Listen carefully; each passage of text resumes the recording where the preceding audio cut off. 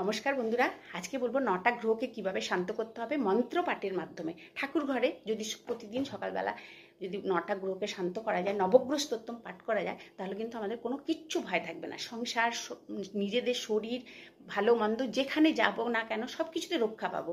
আমরা যদি করেই দেখুন না, প্রতিদিন যদি পাঠ করি অসুবিধা কী আছে? ঠিক আছে, আজকে বলবো। এবার বলবো প্রথম রবির। নমো জবা কুসুম শঙ্কাশং কশ্যপ্যং মাদতিম ধন্তারিং সর্বপাপকনং প্রণতস্মি দিবাকরং। তারপর বলবো চন্দ্রের। দিব্য শঙ্খ তুষার এবং খেরার নাম সমুদ্ভবম নমামি শশিনং ভক্তা সম্বর মুকুট ভূষণম। তারপরে বলবো মঙ্গলের। ধরণী গর্ভ সম্বতং বিদ্যুৎ পূজ্য সর্বপ্রভম কুমারং শক্তি হস্তঞ্চ লোহিতাঙ্গং নমাম্মম। তারপরে বলবো বুধের। প্রিয়ঙ্গ কলিকা শ্যাম রূপেণা প্রতিমদ্ভুতম সৌম্যং সর্বগুণোপেতং তদ্ভুতং প্রণম্যম। তারপরে বলবো বৃহস্পতির। দেবতানা মিশিনাঞ্চ গুরুং কর্ণকস্যানিবাং বন্দেহতং তিলকেশং তং নমামি বৃহস্পতি। তারপরে বলবো শুক্রের। হিমকুন্দ মীনালাভং দৈত্যনং পরমং গুরুং সর্বশাস্ত্র ভোক্তারং ভার্গবং প্রণম্যম। তারপরে বলবো শনির।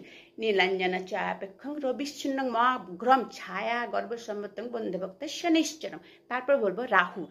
অর্ধকায়ং মা ঘোরং চন্দ্রদিত বিমর্দকম সিংহী কায়া সুতং রোদ্দং তং রাহুং প্রণম্যম। তারপর বলবো কেতুর। পাল্লাধুম শঙ্কাশং তারাগ্র বিমর্দকম রোদ্দং রৌদ্রতকং কুরং তৎকেতুং প্রণম্যম। তাহলে আমরা এই 9টা গ্রহকে শান্ত করতে আমরা এই যে মন্ত্র পাঠ করছি, প্রতিদিন যদি পাঠ করি আমরা একদম মনের সাহসে যা কিছু সব কিছু আগিয়ে যাব, কাজ করব, কাজকর্ম করবো, আর কোনো ভয় থাকবে না। আমরা যদি করতে পারি সব ভালো থাকবো।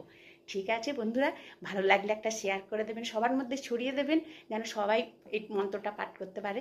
ঠিক আছে, টাটা।